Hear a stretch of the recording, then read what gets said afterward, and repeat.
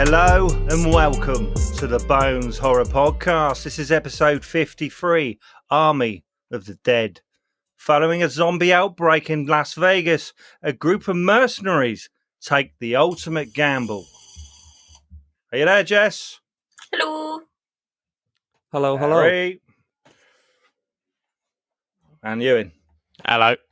So we have been looking forward to this. I really have been looking forward to this. And I have watched it twice. How many times you watched it, Larry? I've actually watched it 3 times. Yeah. Wow. God. Oh dear. And Ewan? Just the once? Just the once, yeah, that was enough for me. Really? Jess? Yeah, just once. Oh. Mm-hmm. This doesn't sound great. So we had a little bit of a break last week and we're back this week, which is good. We were all quite busy last weekend, especially me on Friday. So it's good to be back and have a little break and get back to it. So this is a 2021 new release on Netflix. It has had a cinema release, I presume. I'm sure there wasn't. Yeah. When I looked how much money it had made so far, it was like $1 million in 10 days, which actually doesn't sound a great deal. But if it had minimal cinema release, I know over in the UK they've only just started reopening, probably last week. Yeah, and I don't think they've put on. No, it's just in America. It's just in America. They released it a week before it came on Netflix for like certain screens. Oh, okay. Was that filmed in weird, wherever it was, like Justice League as well? Was that like the box aspect ratio? It looked no. Yeah, for cinema just release, normal. but Just like normal, it was yeah. all right. Was it? Okay. I still don't get Justice League. It's just basically to film it in IMAX, so you get more of the top and bottom of the frame rather than the sides. Whereas this is shot sides, where you lose top and bottom of the frame. And actually, in actual fact, I think the lens he uses does not have any black lines at the top or bottom. I think you get full wide and full. What? Yeah, why would you not just want it as big as the screen? It was in an IMAX. It's totally different, IMAX shooting is different. If you want to shoot like in IMAX, you tend to shoot again like that. But then obviously it gets wide and pulled out black lines. But yeah, with this film, it doesn't have the black lines. It's also very expensive. It costs a lot, it? and to shoot it is more time consuming. Okay. Yeah. So obviously this was directed by Zack Snyder. It cost apparently $70 to $90 million to make this. Is that all from Netflix, do you think? The whole... Yeah. That's crazy. Do you think they'd make that back? I think they will. A lot of people will jump on Netflix and give it a watch.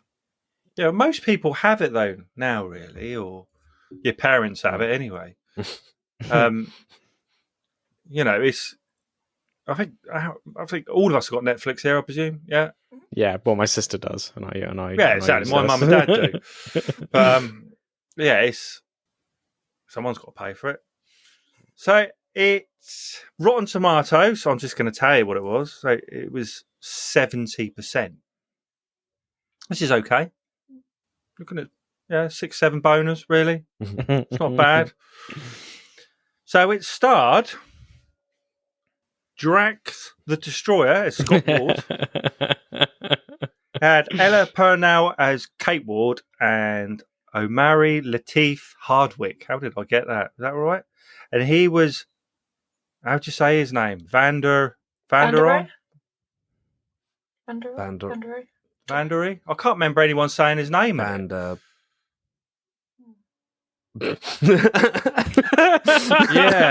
OHE. I don't know how you pronounce it. And Tommy the Tiger was Valentine. So yeah, I didn't even know his name's Valentine until I read that either. Well, I think wasn't Valentine modelled after one of Carol Baskin's tigers? He didn't even realise he was shooting them either. Yeah. Like it was when he was halfway through, it was like someone mentioned her name and it was like, this is Carol Baskin's tigers. It's like, how do you not know? Yeah. Did he really was Carol Baskin's tiger? But it wasn't modelled. It was a CGI tiger. They wouldn't have stolen the stole the tiger. It just it's ours now. Okay. We've all got different opinions of this, I presume, just from what we spoke about earlier. So the basics of this film is that there's a group of people, like I said earlier, and they want to recover, I think it's $200 million from a vault. And in their way is a load of zombies that are locked. Well, there's a load of containers round Las Vegas. Is that right? It looked like there were stacked containers keeping all the zombies inside. That must have been a bit of a job keeping them all in, to be honest. Getting all them stacked up reasonably quickly while everyone within it is being turned into a zombie. But we didn't see that bit, did we? So I don't know how tricky it was. I can imagine it was pretty tricky. And that's the aim of this film, really. They literally got to get the money out, and as a group of them go in, and madness commences, really. So I've got questions about this. Serious questions. I have got 7 questions. I'm hoping Larry can fill me in, or you, and not any of you, really. So at the beginning, this zombie that's in this van, where'd he come from? Presumably I saw science things. Aliens. Area 51 was kind of. Were they driving It's out? Of aliens. you No, think like, they're literally, like in that first shot, if you watch so carefully as the trucks drive away, there's 2 alien ships that fly off in the sky. It's aliens. Yeah, it really is. Honestly, 3 times though. it's in the first 2 shots. What they dropped him off? They just They dropped him off. They just dropped. Hey, I'm dropping you off. You're going to get van. Where were they taking him? Right. This is saying you're going to get taken away in a van somewhere, Las Vegas. Casino. So they were showing the alien a good time? Well, they're at area 51, aren't they? And the idea is that, like, whether it's an experiment or whatever, the idea is that they're taking him somewhere else, but then the convoy gets destroyed by someone receiving something on the road, and then manages to... Sorry, Laura. Can I just say how awful that opening was? It's in my mind. I mean, again, I see a lot of movies and they come out this year, and I would say that was one of the worst openings I've just because it's just so. I mean, he just got married though. That's what happens, isn't it? Yeah. To give context, a married couple takes a photo of themselves in front of the Las Vegas sign, and they drive in the dark, and he receives a blowjob, and basically. He receives a blowjob. Yeah, we don't talk about this on the show. And happening in parallel, sort of the military, carrying the zombie cargo, and in the process, the drivers are talking about like conspiracy theorist stuff, and they're not paying attention to the road. Just the worst soldiers ever. The dialogue. And it reminded me. Yeah, the dialogue. You're going to make me say it? Well, appalling. Bigfoot. Could be the Holy Grail. Yeah. And then they crash against each other because the guy's too busy receiving a blowjob and the other people are talking about conspiracy theories. All to Suspicious Minds by Elvis Presley. I'm not entirely sure what the Presley estate had to say about that. But if they were paid well enough. Yeah, some of that budget went. It was also a bit weird because I would have thought that. I mean, they eventually did a cover of Viva Las Vegas, but I would have thought if you were to choose one Elvis track out of all of them, for that scene, surely you would pick Viva Las Vegas. I didn't mind. I didn't mind you know. the opening credits though. I actually thought the opening credits were, if anything, better than the overall film. It could have been. That could have been a short film. If that was what the film was. Oh my god! Imagine if we got that film. Imagine if all of what we got in that intro was the film. Amazing. Yeah. Literally just that woman looking for her daughter. Like, that was it. But it's like, it reminds me a lot of how good the opening credits of Dawn of the Dead and Watchmen. Yeah, they're amazing. Yeah, Watchmen. And I was just like, I mean, again, I quite like Dawn of the Dead, but I do think it was a similar case where the opening credits of Dawn of the Dead were probably promised something better than it was. Again, I like Dawn of the Dead, but it's like that opening sequence was just, they are amazing. Great. I think he knows how to do a really good opening intro to his films. Yeah, and I also think that. Again, I'm going to give some positives here because I have been so quite negative so far. I think Zack Snyder is a very good cinematographer, and I think he crafts really great images. It looks like this is painful to say. It looks like this is really painful to say. It is a bit painful. It is a bit painful to say if I'm being frank, but I have to just get it out of the way because you watch it and he obviously takes special care of everything that's shot, and he makes sure that everything's different and everything's colorful, and there's like a lot of humor in his shots, even if there is very little with the characters, or at least actual funny humor.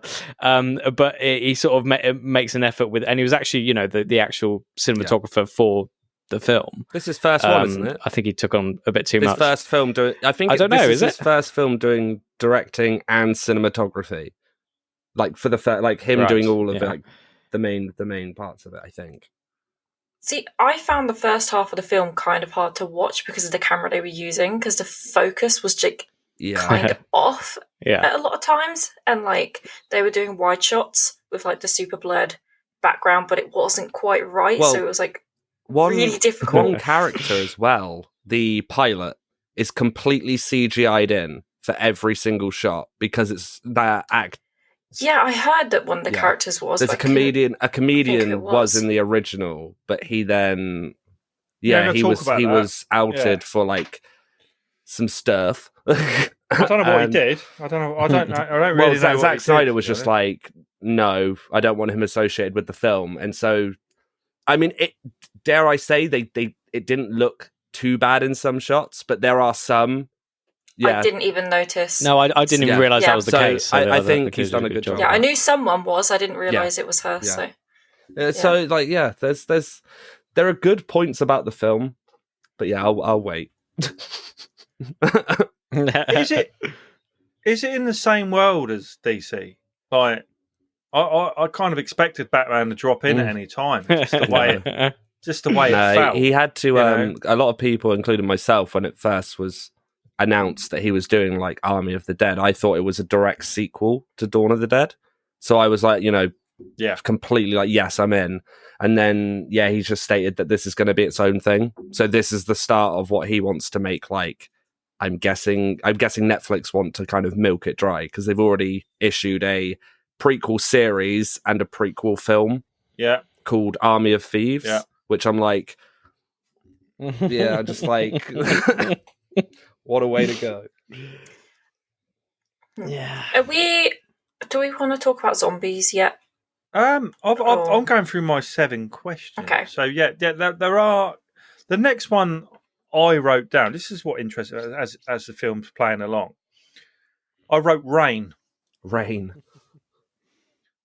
So some of the zombies seem to come back to life when they're wet, when it rains. Oh yeah. And I found that quite interesting. Why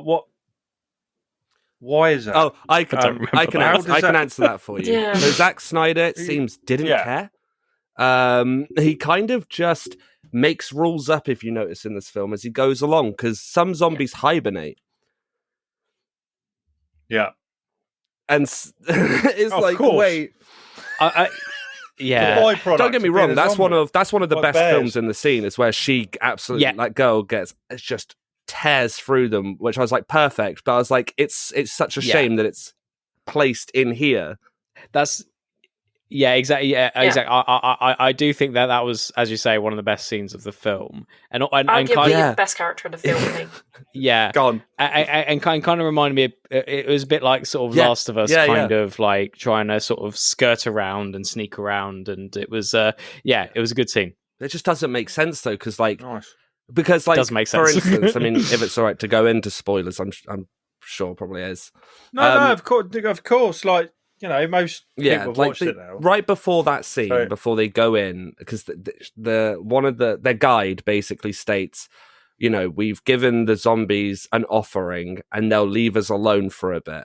But then immediately after, before anything's happened, she says, I don't want to stay out on the streets, so we'll go inside. And they go inside. That shit happens where they lose a member of their team to then go back outside the very next scene after. And I'm just like, for me, it's just sets up stuff because it needs to be. It's like if they just had stayed in and like, I don't know, bits felt like they happened because someone on the day was like, what if this happened? And then Zack Snyder was just like, whoa, get my lens that has a pixel dead in it. yeah. How does that happen? Just lenses and it's just lens and camera. Yeah, but apparently Netflix have had it on a few films. Zack Snyder and his lenses, and you can find this on YouTube just by searching like Army of the Dead. Netflix are doing like this like little part series on YouTube where they talk to Zack Snyder about the film and why he wanted to do it. Yeah, I watched that. And he talks about his lenses that he bought off eBay. And bless him, you can tell he loves the lenses, but I don't think he's quite realised himself that they have dead pixels in them. Well, he must. I think he's probably doesn't care. If I'm honest. So what? Lawrence, could you sort of give a brief description of what dead pixels are? Because I've only really just recently found out what they are. Yeah, because on past episodes we had like an IT manager involved, and he would explain to us exactly what certain things were, but we did find out he knew fuck all. So, so it'd be quite nice, Larry, if you can explain what a dead pixel is. It states it in its name, in that on your lens, if you're shooting digital, in the pixels that are presented, if you've got a dead pixel, it's basically a pixel that's not showing that what correctly needs to be there. So it gets blown out and is usually like a little white dot on your screen. Is that the lens being like? I presume a lens is a glass. Yeah, lens, it's to do with the camera and the lens, like both together essentially.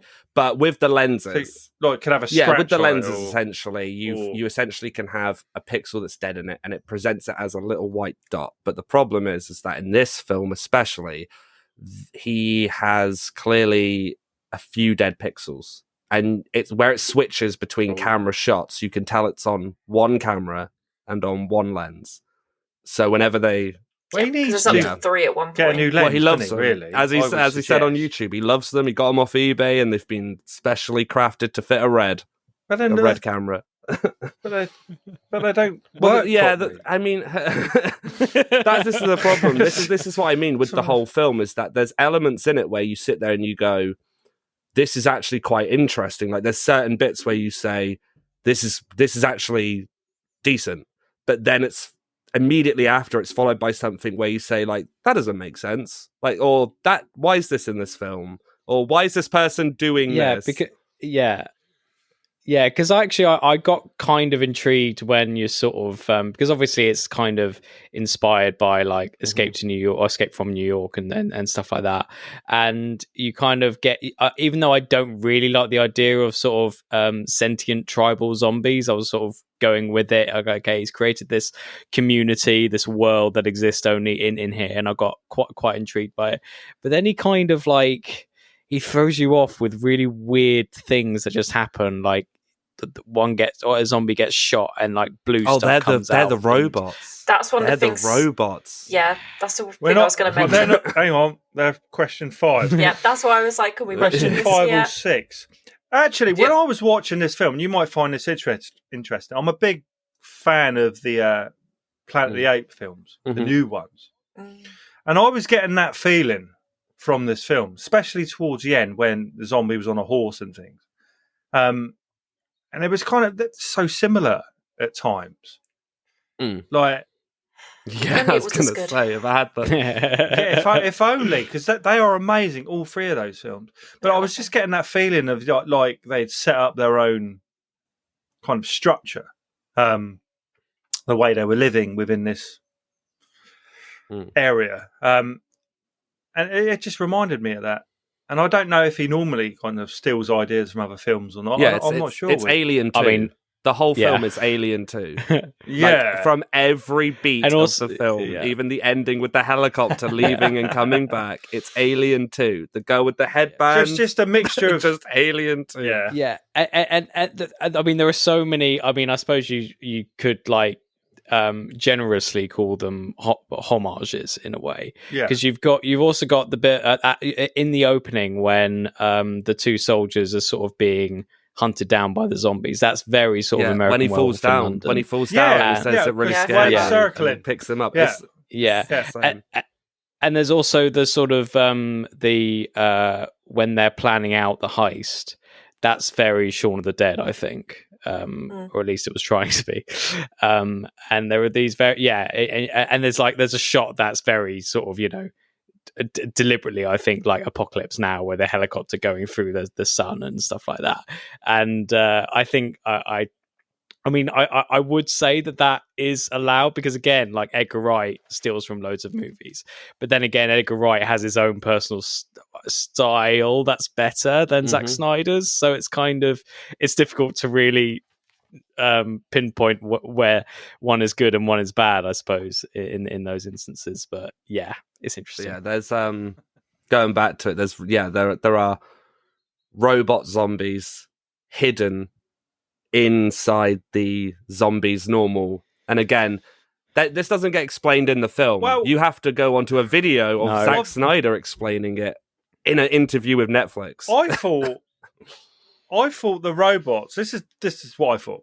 I thought the robot zombies were put in there by the government to keep an eye on what's going on. Zack Snyder doesn't know either. He gave 2. He says 2. That's the impression I got, because they wouldn't have made zombie robots. Literally, his answer is, and I quote, something like, "Did the government put them there to monitor the zombies? Did the aliens give them special technology to do more stuff with? Well, we don't know, and that's what these prequels will aim to shed light on." And I'm like, great. So basically, he has no idea yet, and he's going to make it up as he goes. He's going to make it up. Why else would they be there? Because if they're that amazing technology, couldn't they just fly out of there? Or do you know what I mean? Why did they have to be? They said that they like of containers, I can't get out. Who was it said that? Oh, the it's a prison, and they were like, "It's not a prison. It's there." But they love it though, don't they? But they like it in there. Yeah. But this is humans who try and go in. But they're all dead. Because they have humans going in there, like the Coyote, which is their guide. I think she's called, isn't she? Like she gets referred to as the Coyote. She takes people in who are trying to get money and sanctuary, basically, because obviously where Vegas has been cordoned off, there's all the casinos are still completely full. And so loads of people are trying to buy their way out of basically Las Vegas, because they say at the beginning, don't they, that people who are in the area around are constantly being tested with that, like in the temperature monitor, and they keep getting read false and then shoved in. So that's how they're getting more people, is that people are just getting shoved in. Must be loads, Jake, because it's like there's quite a lot of people in there, quite a lot of zombies. Seems there's thousands of thousands. But again, this film ignores a lot. Again, I give Zack Snyder credit for trying to do something different, and in some cases it does work. But in other cases it just doesn't, because he's there talking about like, I want to make a zombie film that's unique and new and does something new for the genre, and it's like, okay, cool.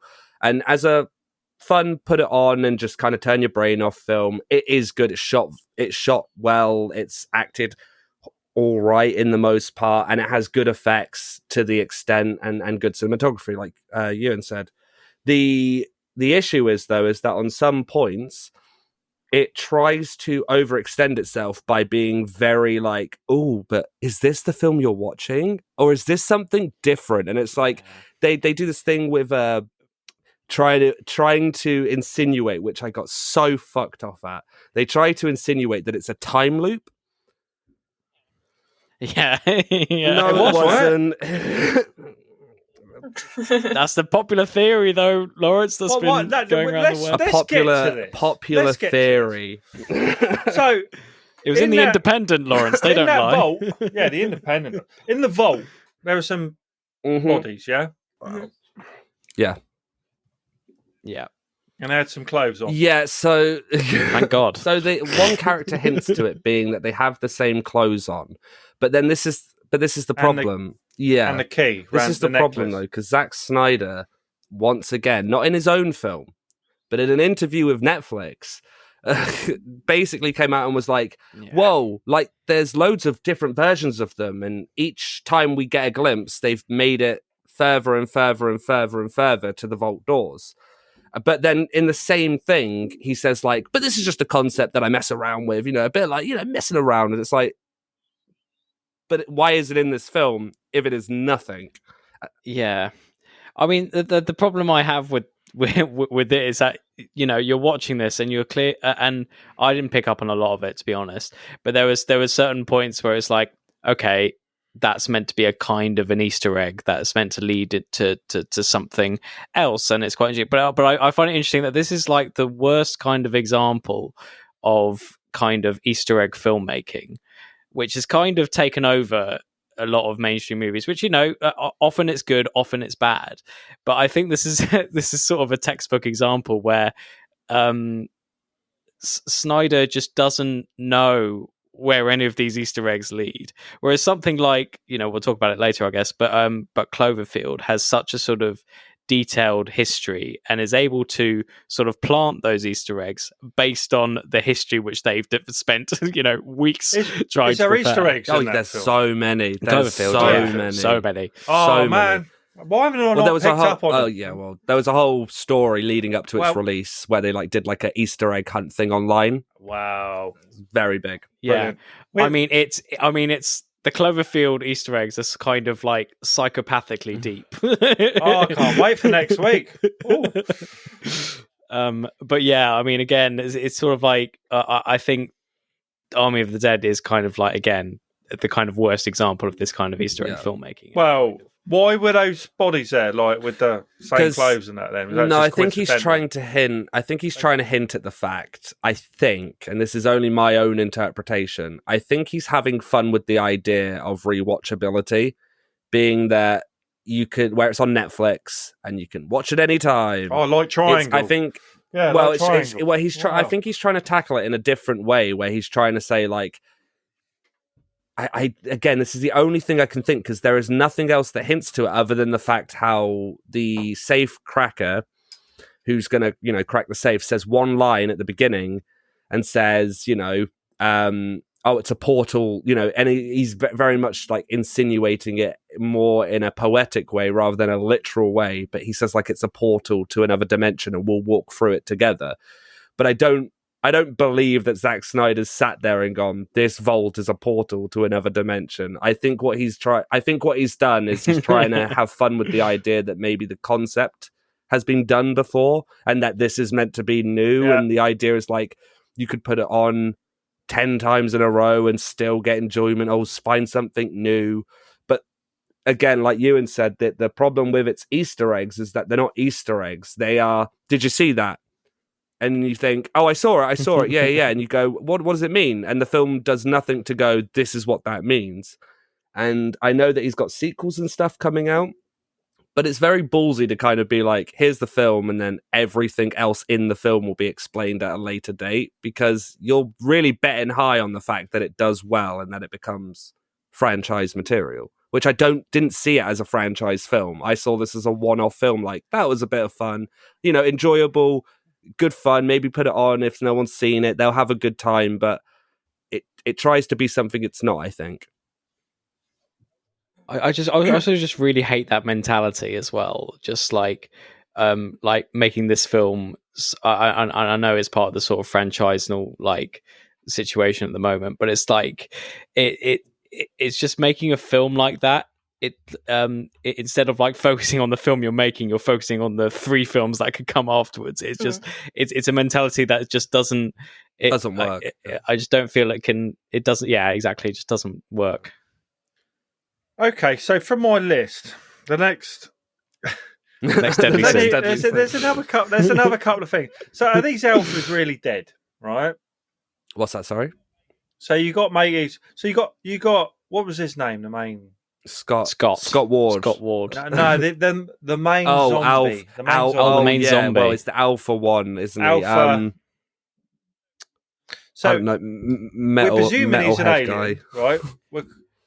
Presuming he's an alien. That was cool. He can't get shot in the head with that on. No, so that's Zeus. So I can see why he did it. So Zeus sticks the mask on. You're not shooting me in the head. Clever bloke, right? So, and his lady friend. It's the one thing I liked about the film. Like, really, I thought her design. Well, the design of the lady, like the lady zombie, like the queen zombie, if you want to call it. I actually thought was really good, and I thought like do more with it, and they just didn't. And I was like, thanks, Zack Snyder, thank you. Yeah, right. Chopped her head off. So when he bites, the ones he bites directly are different to the other ones, the shufflers or whatever. If an alpha bit shamblers, shamblers, aren't they? If an alpha, if the alpha guy, the main zombie, if he bites you, you become another alpha. But if any other alpha or another zombie bites you, you just become a shambler. So the guy who got locked in the vault by the German guy, he got bitten, but I didn't actually see him get bitten. No, he didn't actually really. So but they just want to put that in there, didn't they? Because he didn't have a bite. Yeah. He didn't have a bite. It really annoyed me.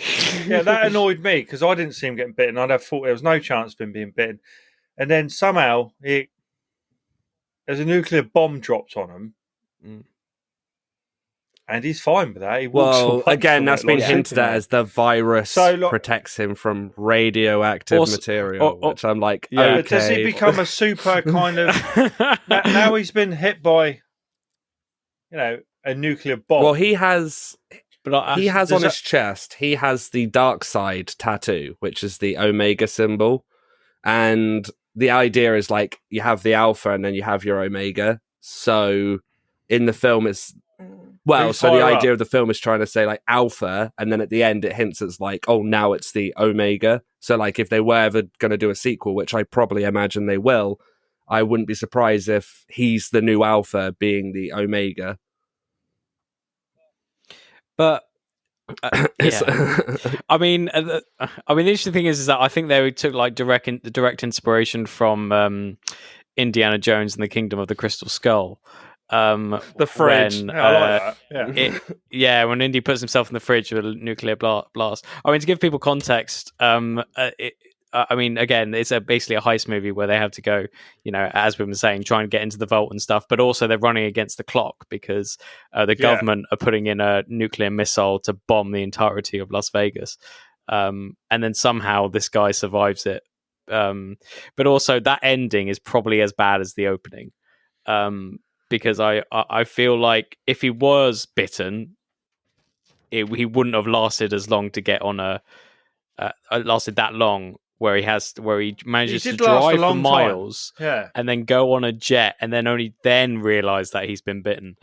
It really and then it cuts to black. That's the end, and I'm just like, sequel, it really infuriated me. I know, and it really. Do you know what? One thing that pissed me off as well was the you get this a lot in films where like they'll have the main plot where it's like go in, get the money, you got 20 however many hours, then get on the helicopter, go, and then usually there's like a B plot going on. the daughter trying to find the girl who's been taken in. And then they usually will go, oh, well, the main mission was a ruse because the real mission was this. The real mission, to me, doesn't make any sense why you would bring in a team of guys to go get money, because what essentially the real plan is to go in, and while the people are getting the money, is to try and get the queen or the king's head so that they can make an army of undead zombies. And this will be another film to add to the list where they have a bad guy, Aliens 2, Jurassic World, who wants to take the villain and make it into a militarized army, somewhat controlled thing. Raptors, aliens, zombie. Stop it. Yeah. And you also mentioned the B plot there. With the daughter, I mean, she's one of those most annoying characters I've ever come across. Is that the one with the massive eyes? Yeah, was it? I don't know. Yeah, no, probably, maybe. But she's it's almost she's just there to be contrary to whatever her father says. Like a frog. Yeah, that's what. That's what I thought. Honestly, we apologise. We're interviewing her next week. Should be good. Ribbit. Yeah, no, I agree. It's but just odd. But also, it's that again. It's that ending where it's supposed to be up against the clock, and there's a point where it's like 20 minutes until the nuclear blast happens and they get out of there. I don't know how much they slow down those 20 minutes to the point where the daughter, knowing that one of her friends is in another building, with 10 minutes to go, decides to run off to the other building and try to save the it's just, it doesn't. I mean, I can suspend my disbelief to only a certain degree. If they pushed it to, like, I don't know, maybe even just half an hour, I would have believed it more. He did that story before, didn't he? In Dawn of the Dead, where that woman goes to go and try and rescue the dog. But it's a very similar story because there's no chance of that happening, and it's an absolute mad decision. And but it was sort of, but that was more believable because there was a kind of, there's a guy over there. There's no time. Well, I say believable. You know what I mean in the context of a zombie invasion. Where it's like, okay, there's a guy over there. He needs food. We can try and facilitate that. There's no like risk of time or nuclear blast happening. They can foreseeably do that. Whereas with this, it just doesn't make any sense. Like in any capacity, the nuke gets pushed forward, doesn't it? Yeah. What's more insulting is that they don't, like you said, they don't give it a reason. They just watch a TV screen where I'm pretty sure the news reporter goes, the president's decided to pull it from the 4th of July because it wouldn't be cool, and I'm there thinking like, just why? Well, that was a dig at Donald Trump, wasn't that's it? What I mean. Yeah, that was very clearly like a just a little jab at him, like fuck you, Donald. Yeah, yeah. It's. But then, weirdly enough, though, I still enjoy it. It's an odd one because, like I said, I've watched it. I watched it the first time, obviously, when it got released. I watched it a second time with Dad, and then I watched it a third time for the podcast just to try and see if there's anything else. And by the third watch, I can understand if someone was like, I do like this film, because it is for me, if you switch it the brain off and just kind of go, it's a zombie film where a group of people have got to go get money. It's competent and shot well enough and, acted well enough that you can have a good time with it. And I would recommend people, Larry, who like zombie films, to watch it. Larry, that's what goes on in my head, mate. I'm not analysing too much, right? I'm just seeing, because I had fun with it. I thought it was ridiculous. When I was in college, I was told, like, this course is going to destroy you being able to sit and enjoy films. That's probably what's happened to you. Literally, because you're analysing everything. And that's the issue, because I've seen so many people I know on Facebook like, this film's effing amazing, everyone go watch I'm Dead. And I'm sat there like, what? Most people don't pick up on the we wouldn't call it little things, because to us it's like, I guess you see it and you're like, oh, big, that's like noticeable. But I like, again, I watch, it's like kind of, I can understand why people would say, oh, I really like this film, because I guess I'm the same with, like Ewan said earlier, I'm the same with Dawn of the Dead. Because a lot of people will say, oh, Dawn of the Dead is just, you know, it's not that good of a film, and the original is fantastic. And where they are right with that original being fantastic, I do like what he does with Dawn of the Dead. I like what he's trying to do here. I just wish that someone would just sit him down and say, right, you know, this section of time loops, get it out. You know, what's that bit with this? Yeah. Get it out. Aliens, get it out. Yeah. The trailer for it as well, I was quite disappointed, because in the trailer it seemed like it was mainly set in a casino. And I thought the casino was going to be like this huge part. And it literally is in the film where they're actually on the floor with the games and stuff for like a minute. It's all Dave Bautista. It's all Dave Bautista shooting zombies, running on tables, and yeah, I thought it was going to be like this really cool actiony, like. Is that Drax the Destroyer? Yeah. Sorry, you confused me. But it's also it's brilliant. It's also the same person, really. Where it's like, I mean, I feel like Zack Snyder is constantly doing sort of fan service, and even though I haven't seen the extended Justice League, and I've heard it's very good. But it's stuff like that with Army of the Dead, he seems like he's trying to sort of appeal to the fans' sense of, you know, Easter egg hunting and so forth.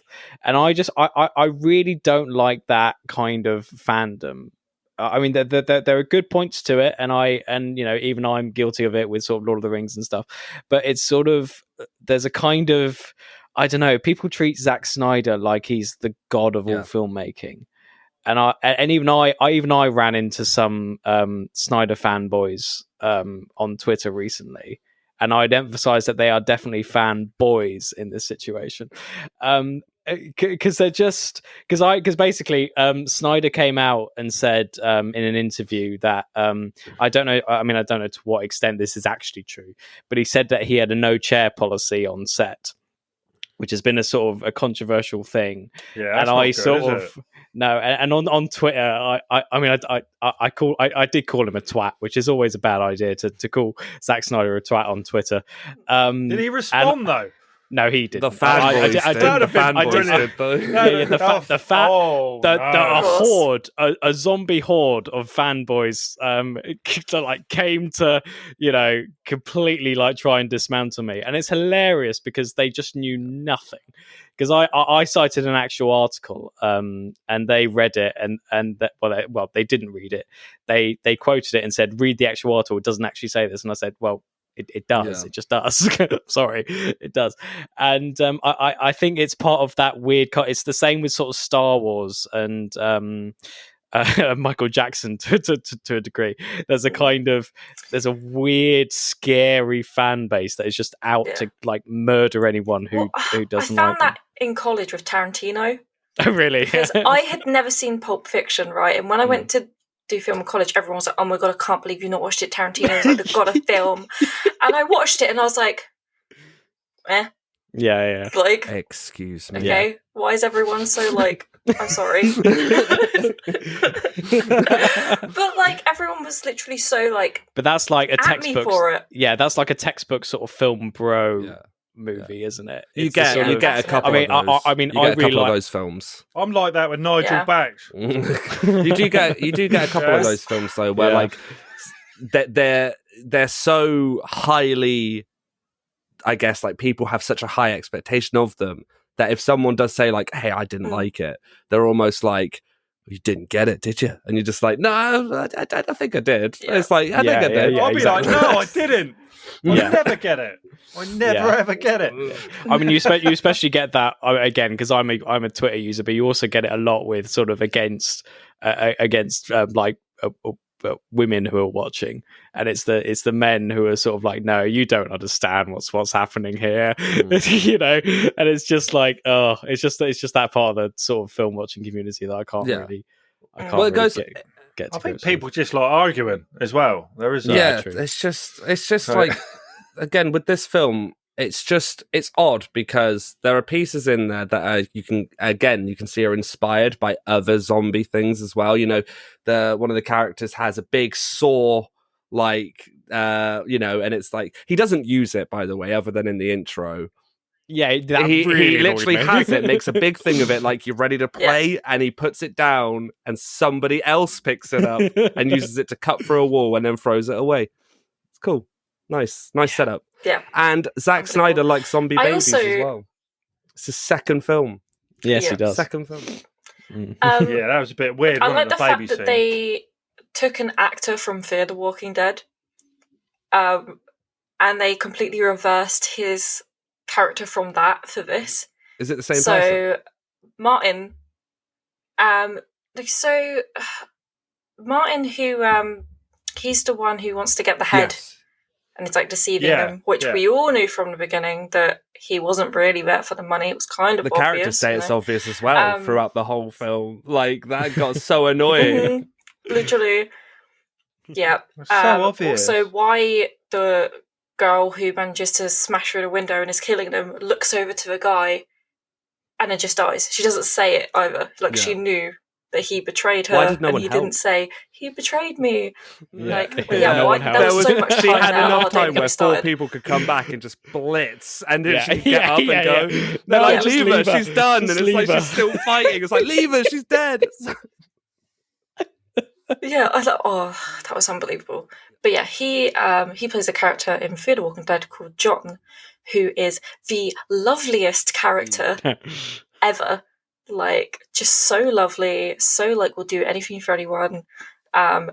Complete opposite of the character in this, which I just found really funny. When I saw him, I was like, cause he has sunglasses on for the first part of the film, but I recognised like his jawline, and I was like, is that like his accent wasn't quite as strong as it is in Fear, but his I found it quite funny that they would use a character. I didn't mind his acting, like in the film. Like I thought, okay, he's going for that kind of like, bit of cheese, bit of like.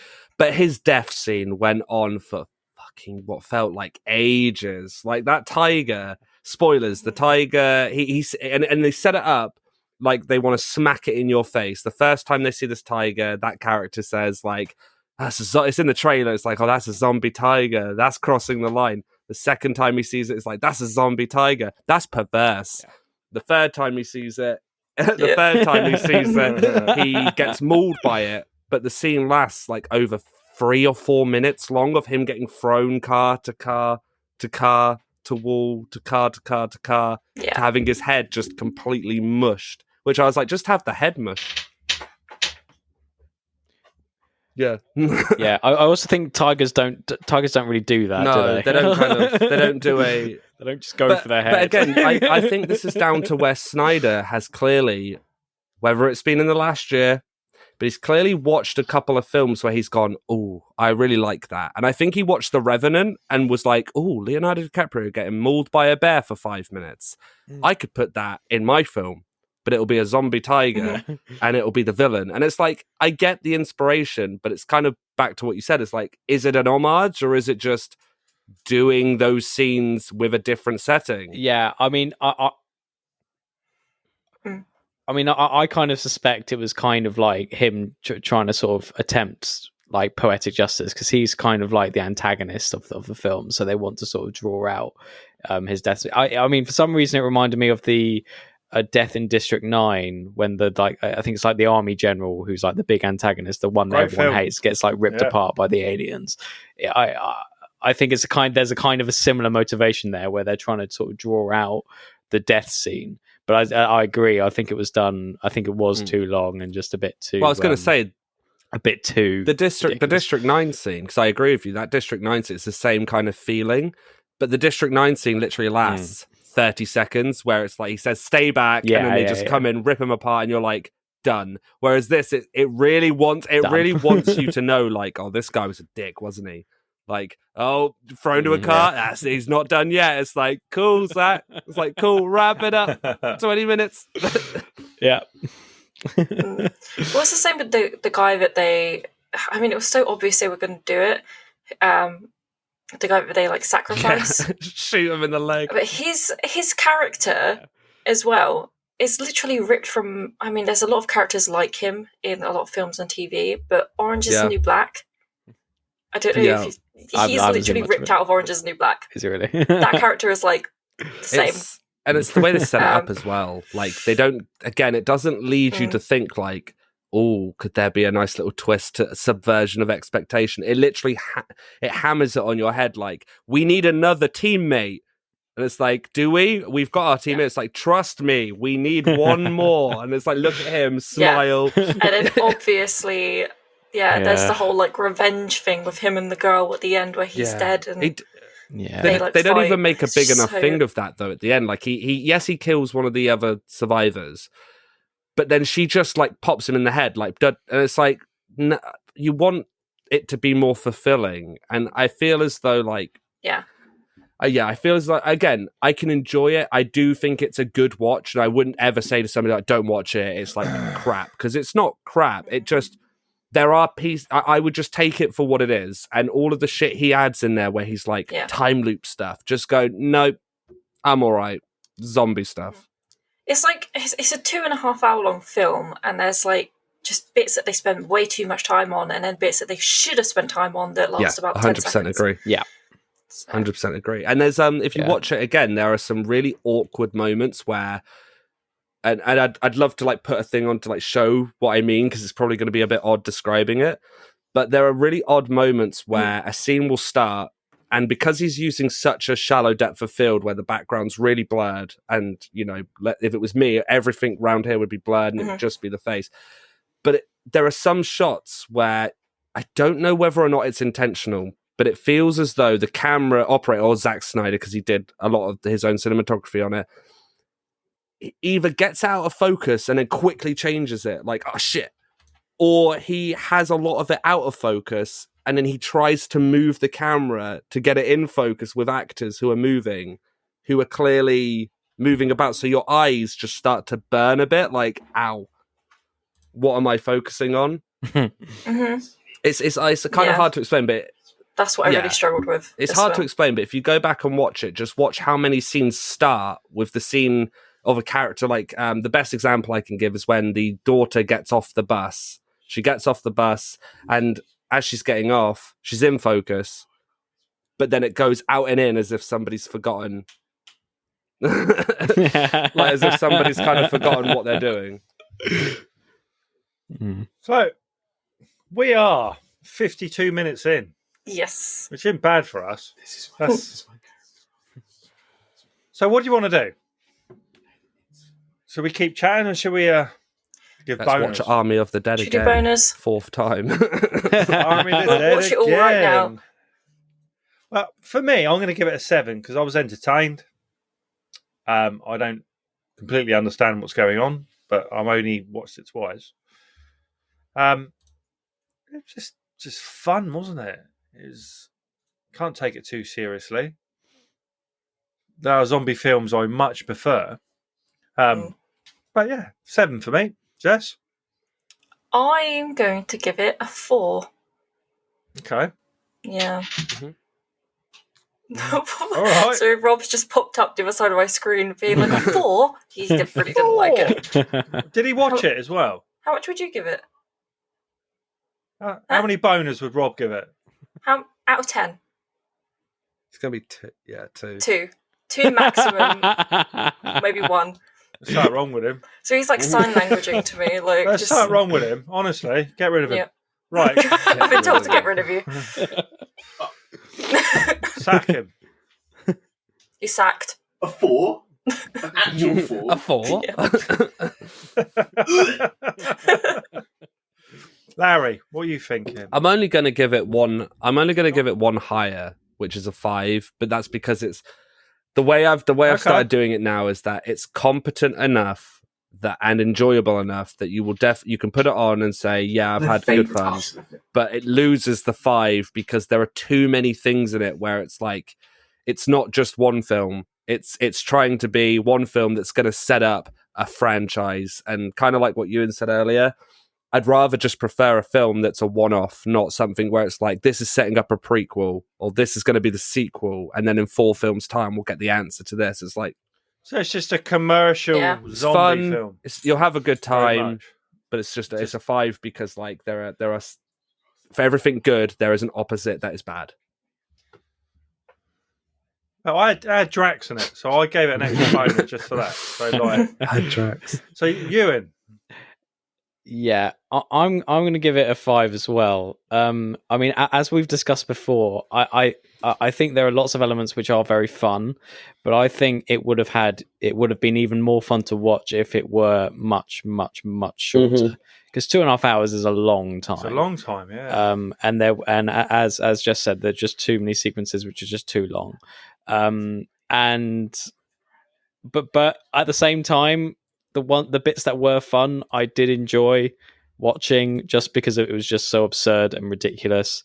But yeah, overall, and especially that sort of the one bit I thought was too long was just the start. They don't get into Las Vegas until 50 minutes into the film. And it's because they've gone through about 100 characters and they're really easy to convince to go into a zombie infested Las Vegas. It's just, do you want to go? Yeah, why not? Let's go. And it's just like, easy decision. Okay. Yeah. And it's about 50 minutes of that. I'm just like, oh God. But when they get into the Las Vegas, it's slightly more entertaining. So yeah, 5 from me. So it's just over 5 really then. I honestly thought Larry would give it a higher. I won't lie. I wasn't so sure. I won't lie. I wanted. When he released that, you've watched it 3 times. I've watched it after one watch. After one watch, what would you give it? Like, I'd maybe stretch to maybe like a 6, or I'd say probably a 6. Okay. But it was because what I wanted and what I still want. Too much analysing. Well, no. See, I can simplify it down. And if anyone's listening, if there's any directors out there or writers or whatever, I just want a zombie film like Dawn of the Bloody Dead. Like, it's not difficult. It's not difficult. I don't need subplots of robot zombies. I don't need a time loop. I don't need hinting at aliens. Just give me a zombie film. It's broken yet. It's broken. I'm waiting. I am waiting. I'm waiting to see if they do a 28 months later, because that seems like the most logical zombie film next to come out. And if that comes out and it's Danny Boyle, I honestly trust it. But when I heard Zack Snyder was making Army of the Dead, I really thought like, okay, he likes Dawn of the Dead. He's done Dawn of the Dead. He had fun with it, and I just thought he'd do something a bit similar, but.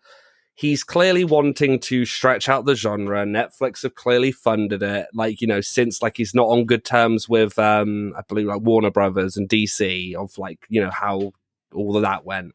And so I do give him credit that he's doing doing what he wants to do, and he's making a film he wants to make. But I just don't know why he didn't make the opening sequence the film. Like that opening sequence and the music and the way it was edited, I was like, this is great. This is good fun. This knows what it is. It knows it's a zombie film and it's got good characters, and then it just kind of starts this whole new plot where you're like, oh. But yeah, I would say watch it. It's a fun time. Just don't expect anything too groundbreaking. That's honestly it. Okay. Well, it's just over 5 boners, which ain't average. So let's move on to what we watched this week. What have you been watching? No, seriously, what have you been watching? Oh, is it getting dark in here? My office. Can you still see me all right? Yeah? Yeah, I can see. Just It's about. getting hot in here. I've got to put the light on. Yeah. Take off all your clothes. No, you'd see sweat patches just huge. I don't think anyone would be like... So I watched 5 films, okay? Very good. So I watched The Descent 2. I bought that on Blu-ray. Now, this film... it's all about the occasional jump scare. I don't think there's anything else in this at all. Mm-hmm. There's no plot. And I'm still quite... No, there is no plot. That girl gets taken back. She's just... she's literally nearly died, got out, and within a few hours, they've taken her back down there. Well, within a day or she doesn't care. Isn't it? She doesn't care. So, 2 days. So they take her back down there. I don't know. There is some fun bits with the whatever they are, but it's literally just jump scares. So they just throw them in there. They turn around. There's one there. There's one on a wall. There's one on a ceiling. And it's like that is literally what it's like. And then at the end, it threw Juno in. Was that her name? It was, wasn't it? So she survived, and she'd been down there for a couple of days battling them. The one they thought were dead, and then there's a police officer down there. There's a couple of police officers, but one of them's a lady, and she's got kids, and I could see it coming a mile away that the main character didn't have any family left, so she was going to sacrifice herself for her to survive. It was just set up, so it was just ridiculous, mate. So I don't know. Needs to be. There were some needs fun to be. bits, but... Needs to just be thrown away. It's from the acting to the direction to the effects to how the creatures look to the lighting to this. Everything about the first one that works so well to make it as good as it is ditched for a 50% sort of thing, and it didn't get a cinema release. It just got straight to DVD, and I'm not surprised. Did it not? That's surprise. Wow. No, it just went straight to DVD, and I'm not surprised because it's not to the quality. Well lit. It was well lit in those caves. Oh yeah. Oh, sorry. I thought you meant like, the film was well lit. I was like, oh, I mean, no, it wasn't. I'm not in the modern sense. Yeah. I'm not down with you youngsters. It's fucking lit. Yeah. But no, it's like there's so many lights. It was amazingly lit, considering they're in a cave. Yeah.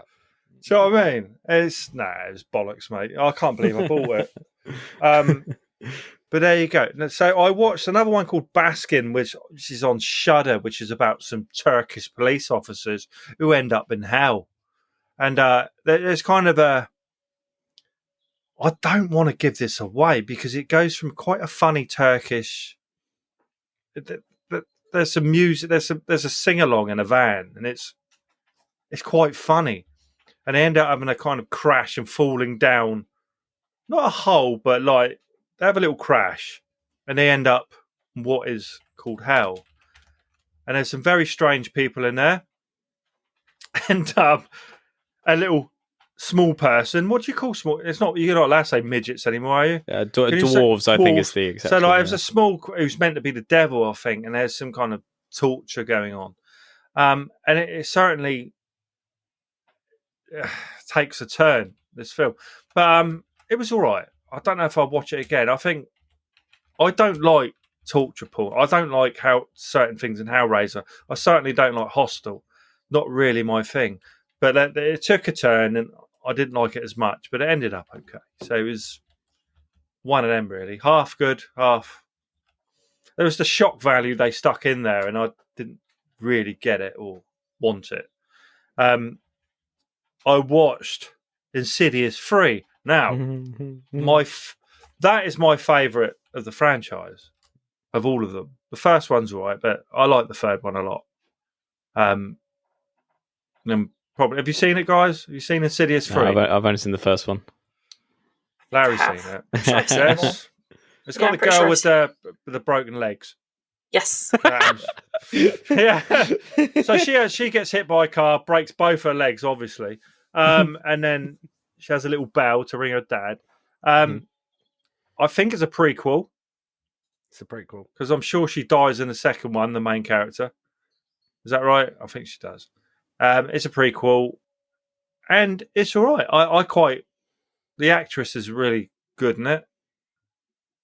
And to be honest, I like the third one and the fourth one better than the first one and the second one. That's only my opinion, but I do. Larry, what's your thoughts on that? Do you think it's shit, the third one? Or because There's a few scenes in that I quite like.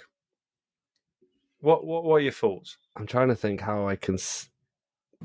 Okay, Insidious. Don't worry about upsetting. No. I'm trying to think how to word it properly.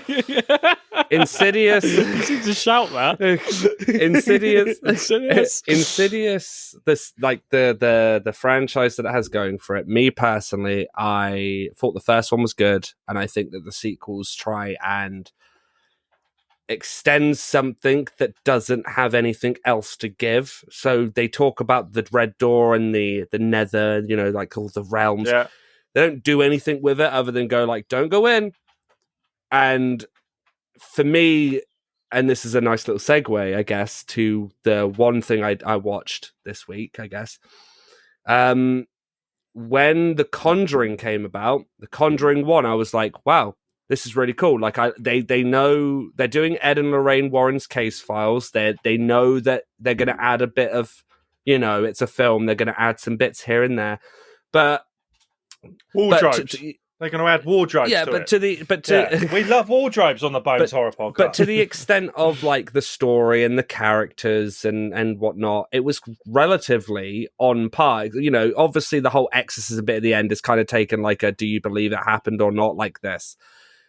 But then I watched, Conjuring 2. Don't go slating that, Larry, because I ain't fucking having it. All right? See, the Conjuring 2 does something that I.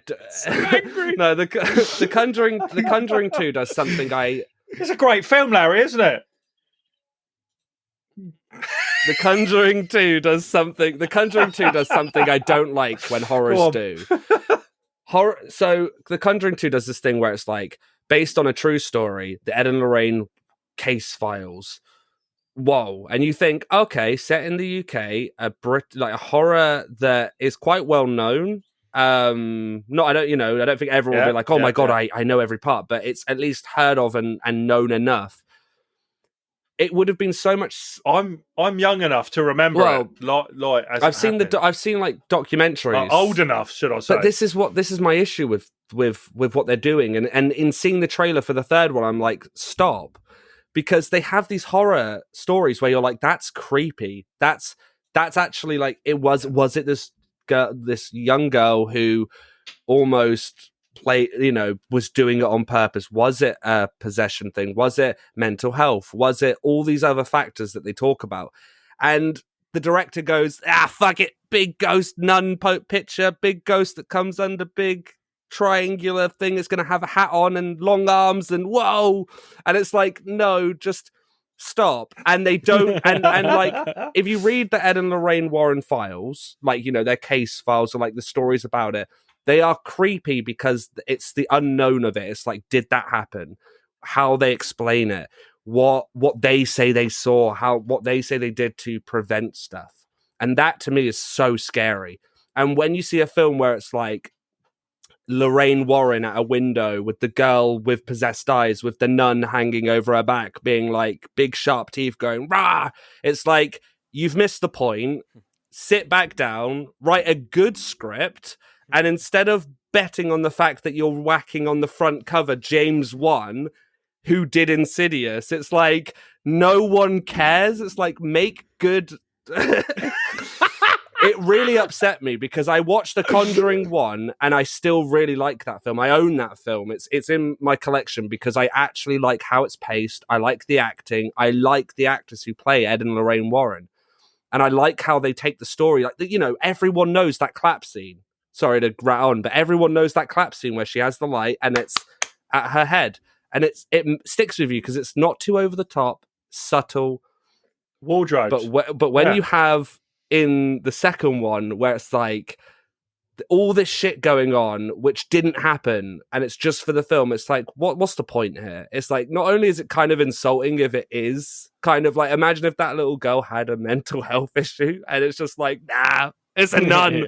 I think she did. It's like there's a nun that came out of a picture and fucking made Lorraine Warren fly. I really like the nun within it. I feel bad now because I got a picture of the nun right in front of me. as a character, she's fine in a film, and like it's not that she's a bad character. Please don't. She should have got an Oscar for that. No, but performance. in all honesty. But what I mean is that it's not a bad character in horror. It's just work a film around that concept that people can invest in and enjoy. When you shove it in a horror film that's based on a true story that didn't have a nun in it, or a guy called Mr. Bojangles or whatever his name is, with the hat on and he has really long arms and he hunts one of the kids. Yeah. Oh God! The No Hat Man, the Mr. Hat Man, the long-armed man. No, he's called. It is like the long arm something. It's the backward man, isn't it? No, that's Tom Green, isn't it? That's Tom Green, yeah. The backwards man. Oh, that's a reference you don't hear. I was gonna say you don't hear that anymore. Fucking backwards man. I know what you're talking. I can't remember his name. But it just. God, what was I'm just worried for the third. I'm worried about the third one as well, because The Conjuring. I'm going to see it soon. Shortly. That's what I mean. Like, I just next week after. I just want them to do something where they're like hard hitting, where it's like this. The Texas Chainsaw Massacre did it. That one annoyed me. Where at the start they claimed it was real footage, and for the 2004 Michael Bay produced one, and I remember for the longest time thinking that's real. Like that footage was real. Like that's so creepy. And then you read the real story, and you're like, okay. But what's good about the Texas Chainsaw Massacre is that they embrace it and go, this is the story we're telling. When it's shove 50 ghosts in and make it tied to Insidious, but not tied to Insidious, and make a prequel, sequel version, trequel that'll explain the Lorraines and how they got to out. it just upsets. I'm presuming you didn't like Insidious 3 then?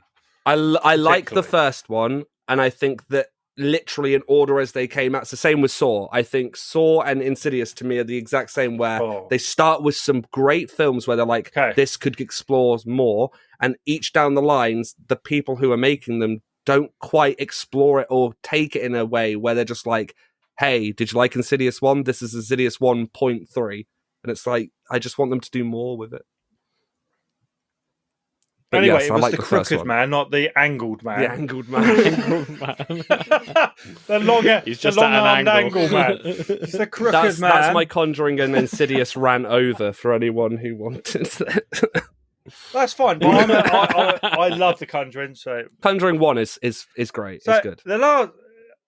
Because we're running into the hour and a quarter. Like, we just spent 15 minutes talking about... That was my bad. Slating Insidious 3 there. No, that's fine. I did watch a film called... I think it's pronounced Satol. It's Satol.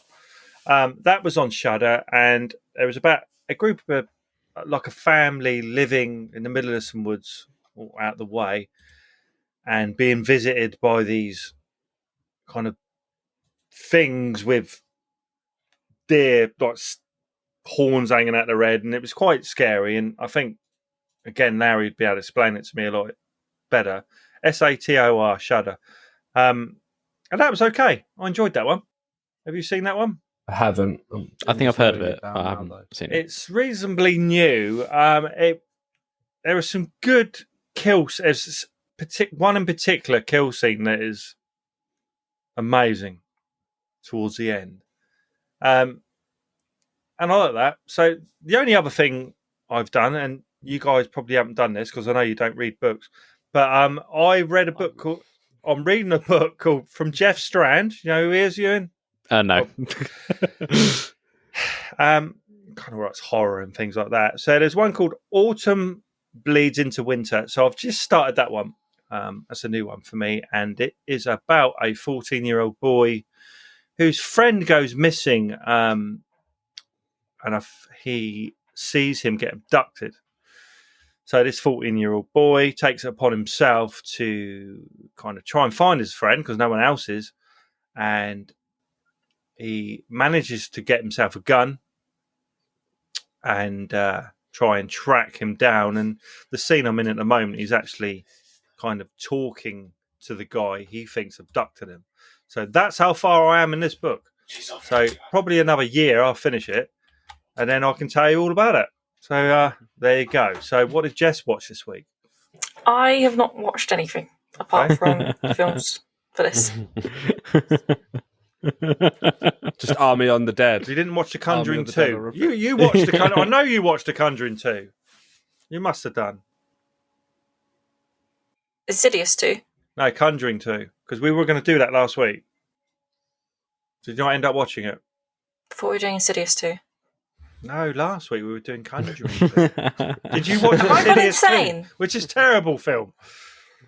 Did you watch Insidious 2 last week? I'm so confused. Are you messing with me? No, last week we were going to do The Conjuring 2. Are we agreed we were going to do that? Yeah, I mean, I watched it. Which I watched it as well. I watched it. But I've watched it about 5 times. This will be my second time This was my second time watching it. I think you need to watch it a few more times to get a lot more from The Nun, Larry. Just watch The Nun. If you want more of The Nun. I'm just going to put La Llorona on for like 5 times today. Just consistent. Which version? The extended. No, there's one on Shudder that's meant to be very, very good. You mean like film. Different versions? Yeah, they had that with The Nun, didn't they? Because The Nun came out, and then there were like Netflix films and Amazon films, all called The Bad Nun, the Nun, the Nun in the Hole, The Nun at Night, and it was like The Nun in the Hole, The Nun. Great. Yeah. Okay, Jess. So you watched the wrong film. So yeah, Larry, you watched too. Sorry. We can talk about that.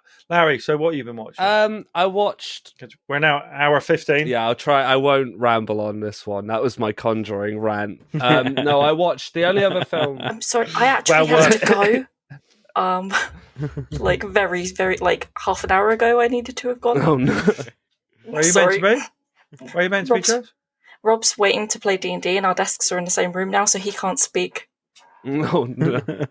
He was meant to start playing at 9 and he's been sat there like waving at me trying to get me to hurry up.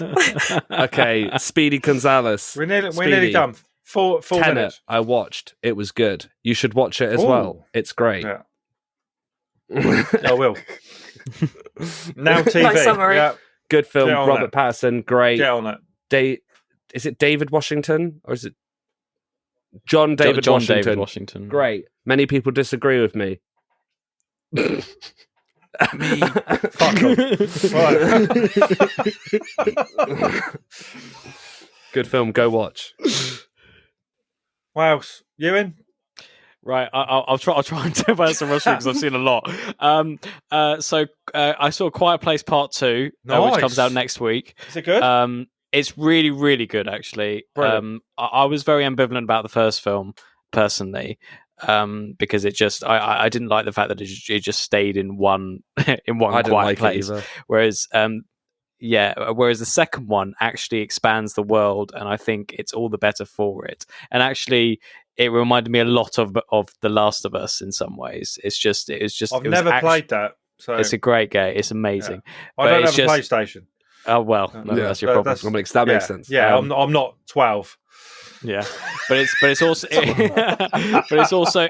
also very scary, which I wasn't. I didn't think the first one was particularly. So I watched that. I also watched Cruella, which was surprisingly good. Okay. I didn't think things about that. Yeah, so it's the prequel to 101 Dalmatians with the villain of it, and it's actually really, really good. It's really, really fun.